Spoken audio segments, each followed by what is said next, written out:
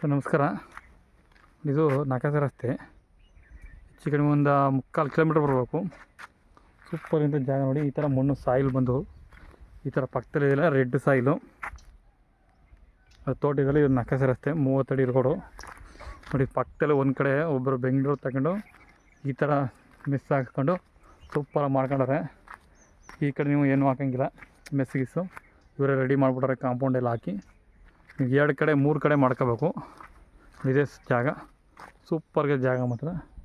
3.5 ಎಕರೆ ಬಂದಿರೋಂಥ ಜಾಗ ಸೂಪರಾಗೈತೆ. Red soil ಥರ ಬಂದಿದೆ. ಮಳವಳ್ಳಿಯಿಂದ ನಿಮಗೆ 14 ಕಿಲೋಮೀಟ್ರ್ ಆಗುತ್ತೆ. ಬೆಂಗಳೂರಿಂದ 114 ಕಿಲೋಮೀಟ್ರು. ಜಾಗ ಮಾತ್ರ ಮಸ್ತಾಗೈತೆ.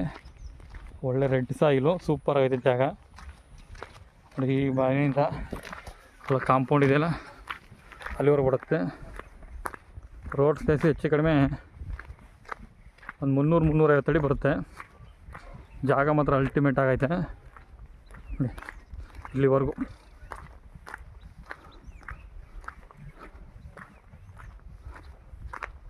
ಮೂರುವರೆ ಎಕರೆ ಬಂದಿರೋಂಥ ಜಾಗ ಸೂಪರಾಗೈತೆ.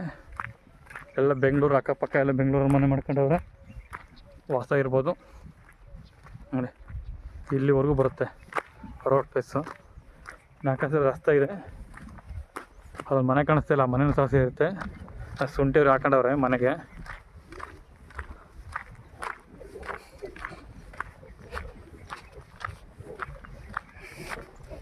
ಏಕ ರೋಡದ್ದು ಕೆಲ ಗಂಟ ಸೂಪರಾಗಿದೆ ಜಾಗ ಮಾತ್ರ. ಪ್ಯೂರ್ ರೆಡ್ ಸಾಯಿಲು ನೋಡಿ. ಎಲ್ಲ ಈ ಥರ ಇದೆ. ಮಳವಳ್ಳಿಯಿಂದ 16 ಕಿಲೋಮೀಟ್ರು, ಬೆಂಗಳೂರಿಂದ 116. ಈಗ ರೀಸನಬಲ್ ರೇಟ್ಗಾಗುತ್ತೆ. ಕುಂಟೆ 1.30 ಹೇಳ್ತಾರೆ. ಕೂತ್ಕೊಂಡ್ರೆ ಸ್ವಲ್ಪ ಹೆಚ್ಚು ಕಡಿಮೆ ಆಗುತ್ತೆ. ಜಾಗ ಮಾತ್ರ ಫಸ್ಟ್ ಕ್ಲಾಸ್ ಜಾಗ. ಒಳ್ಳೆ ವಾಟರ್ ಸೋರ್ಸ್ ಇದಿಲ್ಲ.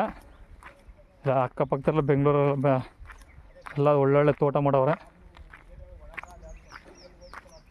ಸಾಯಿಲ್ ನೋಡಿತಾರೆ, ರೆಡ್ ಸಾಯಿಲು ಸೂಪರ್ ಐತೆ ಜಾಗ.